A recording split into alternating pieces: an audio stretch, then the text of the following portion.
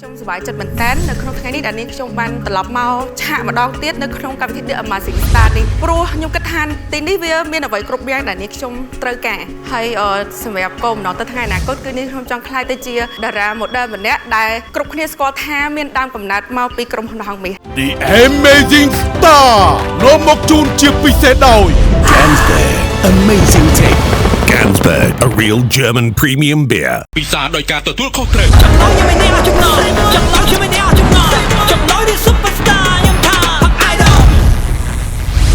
ទឹកខ្មុំ Crazy ទាំងឆ្ងាញ់ទាំងអនាម័យលើសពីតែជ្រក់ធម្មតា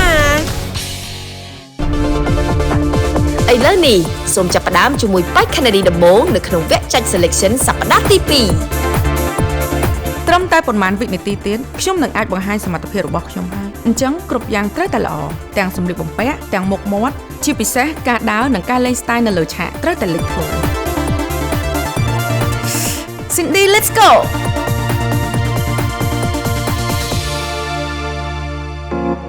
ដាំសម្រាប់ Cindy ចាបង ចុះ Cindy ប្រាប់បងមើលថា Cindy គឺជានរណា Cindy គឺជាមនុស្សស្រីម្នាក់ដែលចូលចិត្តធ្វើអីជាខ្លួនឯងអ្វីដែលជាខ្លួនឯងតាំងពីតូចមកគឺរក្សានៅដូចដើមមិនថាពណ៌សវល់រូបរាងឬក៏អត្តចរិតពិសេសនោះគឺចូលចិត្តធ្វើមុខបែបរបៀបជឿជាក់ទូការអង្គុយការដេកក្តៅជំរាបសួរនាងខ្ញុំដាំសុភ័ក្រ Cindy មានអាយុ30ឆ្នាំសប្តាហ៍ថ្ងៃគឺជាតារាសម្ដែងតារា model ក៏ជាពិធីការនីផងដែរ បើប្រសពច្រើនហើយពិធីការនីផងតារាសម្ដែងផងធ្វើរឿងច្រើនប៉ុន្តែហេតុអីបានជា Cindy អត់មានភាពលេចធ្លោអញ្ចឹង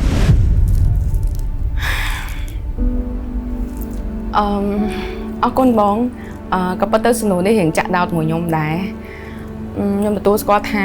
ខ្ញុំមានឱកាសច្រើនប៉ុន្តែខ្ញុំឆ្ងល់ថាមិនបានគ្រប់ឱកាសដែលខ្ញុំទទួលបានវាខ្លាយទៅជាឧបសគ្គសម្រាប់ខ្ញុំវិញឧទាហរណ៍ខ្ញុំចូលប្រកួតដំបូងចូលសិល្បៈ2021ខ្ញុំធ្វើការប្រកួតប្រជែងកម្មវិធីមួយប៉ុន្តែពេលហ្នឹងកូវីដខ្ញុំអត់បានហោះហើរទៅប្រកួតនៅខាងក្រៅទេខ្ញុំត្រូវទៅប្រទេសហ្វីលីពីនអញ្ចឹងខ្ញុំបាត់បង់ឱកាសមួយហើយស្ទើរតែឲ្យខ្ញុំបាក់ទឹកចិត្តដែរហើយបន្តមកទៀតឡងបាន2ឆ្នាំនាងខ្ញុំចូលប្រកួតកម្មវិធីមួយទៀតប៉ុន្តែថ្ងៃដែលខ្ញុំទទួលជោគជ័យហ្នឹងគឺជាថ្ងៃម៉ាក់ខ្ញុំគាត់ទទួលអាណិច្ចកម្មម៉ាក់អាណិច្ចកម្មចា Cindy គិតថាវាស្រាលេងសើចមួយ Cindy អត់ដែរក៏បាត់បង់ឱកាសក៏បាត់បង់ធ្លាប់បោះបង់ចាស់ខ្លួនឯងអត់ធ្លាប់បងធ្លាប់គឺបាក់ទឹកចិត្តខ្លាំងមែនតើប៉ុន្តែខ្ញុំមានមនុស្សម្នាក់ដែលចាំលើកទឹកចិត្តរបស់ខ្ញុំហើយម្នាក់ហ្នឹងគាត់គឺជាតារា Hollywood មាន quote គាត់ច្រើនណាស់ដែលខ្ញុំរៀនតាមគាត់ហើយ quote ដែលខ្ញុំយកពីគាត់ហ្នឹងគឺ How silly of me to forget that I am the love of my life ដែលមានន័យជាខ្មែរថាអញមិនឈួតឈួតអប់ឡប់ចឹងហេតុអីភ្លេចស្រឡាញ់ខ្លួនឯងចឹង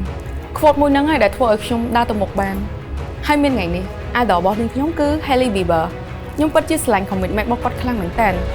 គាត់តាមស្រឡាញ់មនុស្សដែលគាត់ស្រឡាញ់តាំងពីតូចរហូតដល់ឥឡូវបានខ្លាចទៅជាប្តីប្រពន្ធស្របច្បាប់គ្នាអញ្ចឹងសម្រាប់នេះខ្ញុំបាត់បង់ឱកាសប៉ុណ្ណឹងមែនមានឧបសគ្គប៉ុណ្ណឹងមែនខ្ញុំអត់ឈប់ទេហើយខ្ញុំគិតថាខ្ញុំក៏អាចធ្វើវាបាន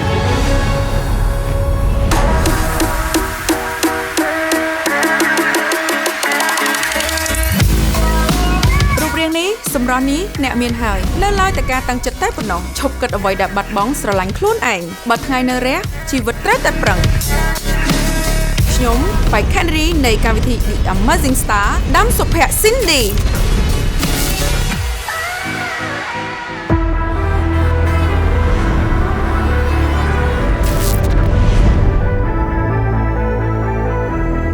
នេះខ្ញុំមានអារម្មណ៍សប្បាយរីករាយខ្លាំងមែនទែនដោយសារតែថ្ងៃនេះខ្ញុំខ្លាចទៅជាបាយ Kennedy នៅក្នុងកម្មវិធី The Amazing Star ក្រោយមករហូតដល់កាហ្វេហើយការចាប់ផ្ដើមប្រកាសជាមិនអាចធ្វើបានល្អ 100% នោះទេប៉ុន្តែបើសិនជាបាយ Kennedy នោះខិតខំប្រឹងប្រែងនិងមានឆន្ទៈគាត់នឹងអាចបង្កើតរូបភាពថ្មីសម្រាប់ខ្លួនឯងបានដល់ពេលយើងមើលទៅ ខ្ញុំគិតថាការវឹកហាត់នេះគឺពិតជាល្អមែនទែនដោយសារតែសម្រាប់បេក្ខនារីចាគឺគិតសឹងតែជាបេក្ខនារីដែលមានសមត្ថភាពជាពិសេសហ្នឹងក៏មានអ្នកដែលគាត់មានបទពិសោធន៍ដែរអញ្ចឹងនៅទីនេះគឺមិនត្រឹមតែយើងធ្វើការវឹកហាត់ជុំគ្នាទេយើងអាចរៀនសូត្រពីគ្នាទៅវិញទៅមកបានដូចគ្នានៅក្នុងពេលដែលធ្វើការហ្វឹកហាត់ Cindy គាត់បានបង្ហាញខ្លួនជាមួយនឹងទំនុកចិត្តនិងភាពលេចធ្លោរបស់គាត់សម្រាប់នាងខ្ញុំផ្ទាល់គឺមានអារម្មណ៍ថាចង់ចូលរួមប្រកួតក៏ដូចជាពិសេសនោះគឺចង់បានជ័យជំនះក្នុងកម្មវិធីនេះផ្ទាល់តែម្ដងចា៎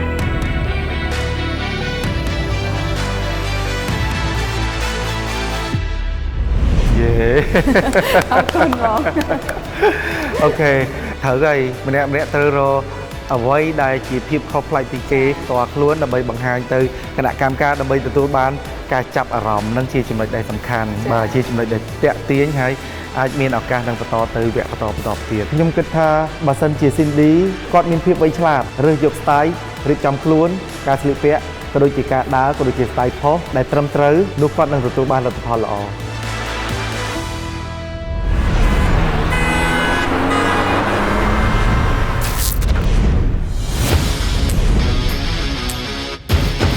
ចង់ឲ្យអ្នកទាំងអស់គ្នាឃើញភាពស្រស់ស្អាតរបស់នាងខ្ញុំទេសួរបងសប្បាយសុខសប្បាយធម្មតាបងការរៀបចំខ្លួនថ្ងៃនេះតាំងពីលើដល់ក្រោមបាទ B គាត់ឆ្លាញ់ចាអញ្ចឹងចេញឲ្យអស់សមត្ថភាព1 2 3 1 2 3ខ្ញុំគិតថាការថតរូបម្នាក់ឯងអញ្ចឹងអាចជាឱកាសសម្រាប់នាងខ្ញុំដែលបង្ហាញនូវភាពលេចធ្លោភាពស្រស់ស្អាតជាពិសេសនោះគឺបង្ហាញនូវភាព unique របស់នាងខ្ញុំគឺបែប sexy girl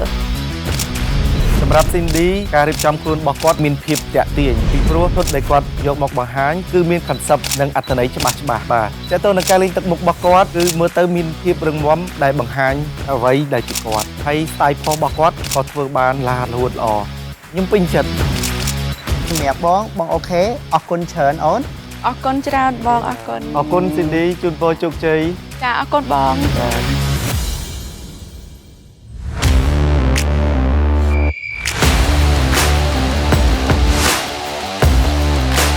្ញុំគិតថាការសម្រេចចិត្តគឺពិតជាសំខាន់អាចឲ្យខ្ញុំទៅដល់គោលដៅដែលខ្ញុំចង់បាន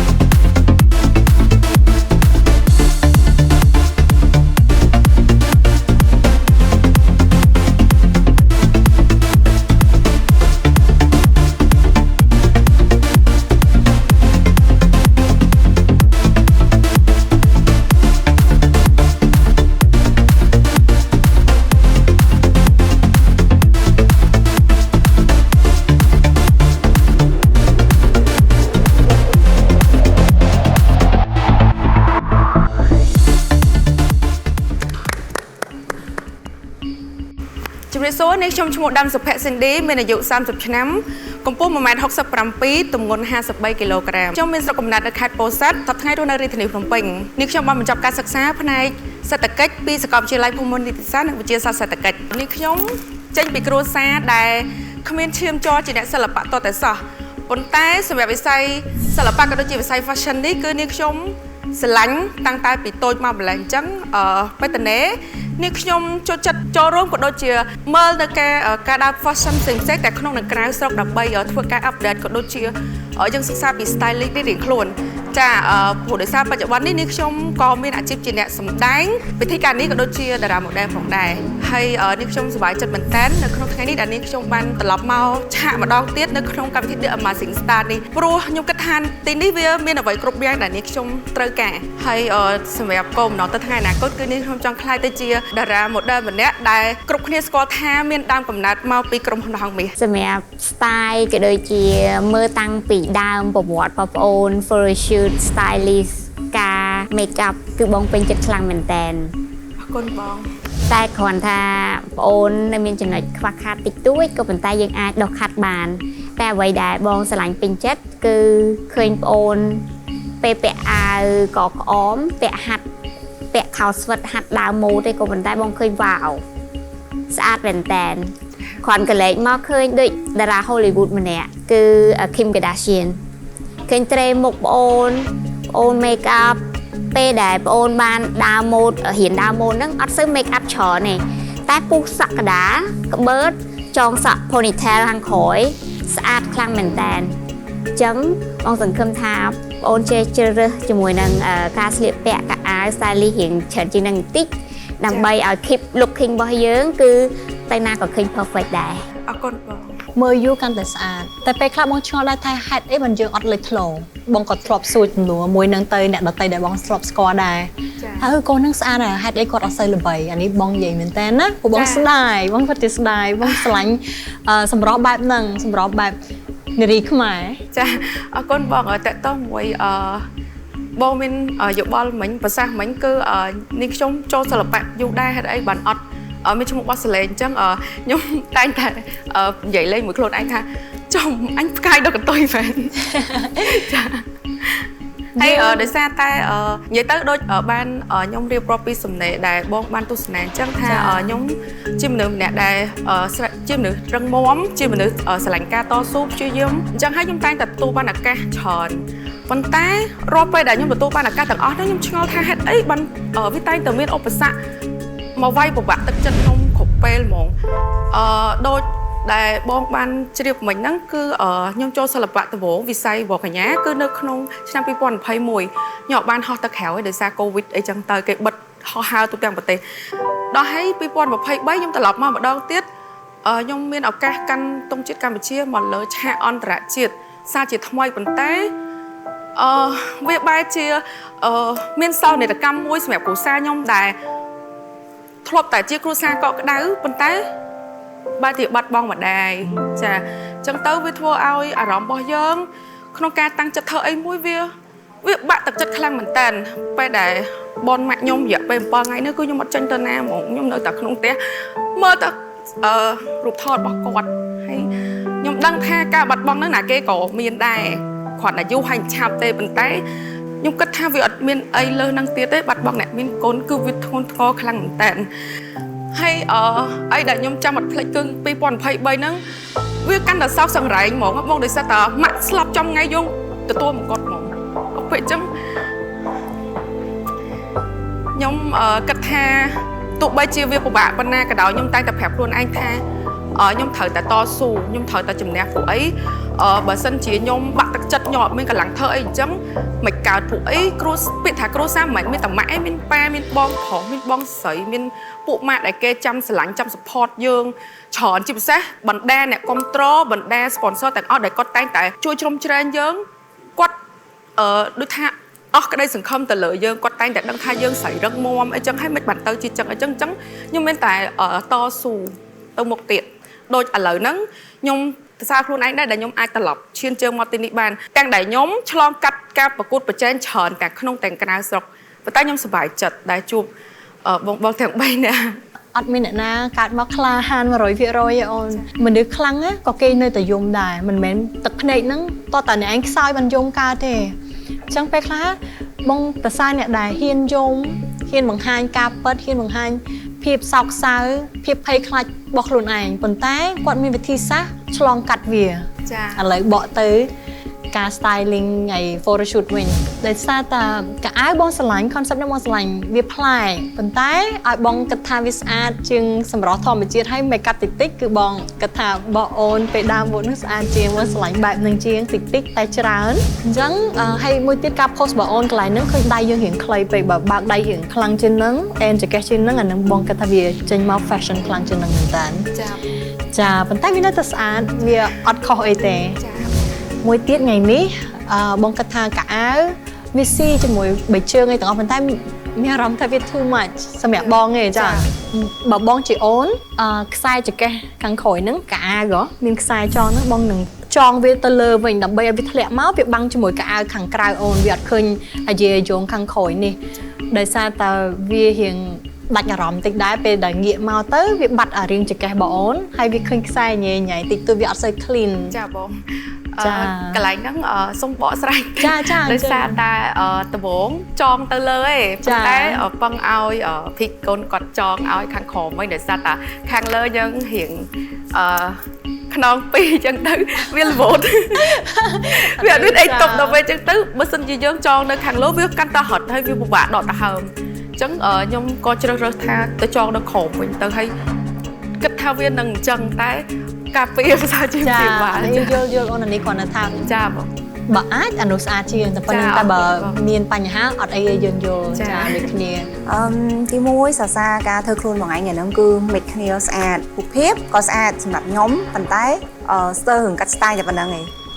ហើយមកសក់មួយថ្ងៃអីមិនថាត្រេមុខមួយថ្ងៃគឺចង់បង្ហាញថាធ្វើមកសក់អីក៏សមដែរត្រេមុខហ្នឹងណាហើយអូខេខ្ញុំគិតថាបងឯងអាចនឹងមានបទពិសោធន៍ជាច្រើននៅក្នុងវិស័យសិល្បៈមួយហ្នឹងហើយក៏សង្ឃឹមថាឆាក The Amazing Star ហ្នឹងនឹងធ្វើឲ្យបងមានភាពកាន់តែល្បីល្បាញជាងហ្នឹងចាអរគុណច្រើនចាអរគុណអូន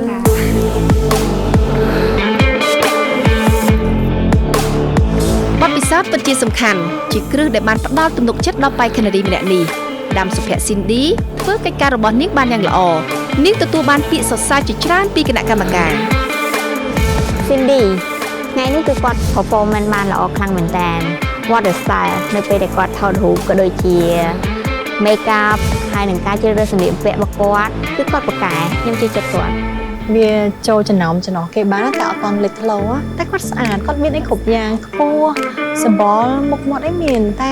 ប្រហែលជាអត់តន់មានជា style របស់ខ្លួនឯងទេដឹងអាការហ្នឹងឥឡូវនេះបងបើគាត់ទៅវគ្គបន្តបាន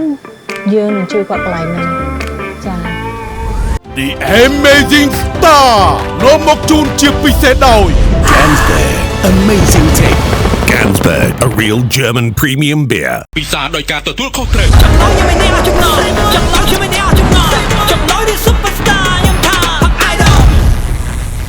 តែទឹកខ្មុំ Freshy ទាំងឆ្ងាញ់ទាំងអនាម័យលើសពីតែជ្រក់ធម្មតា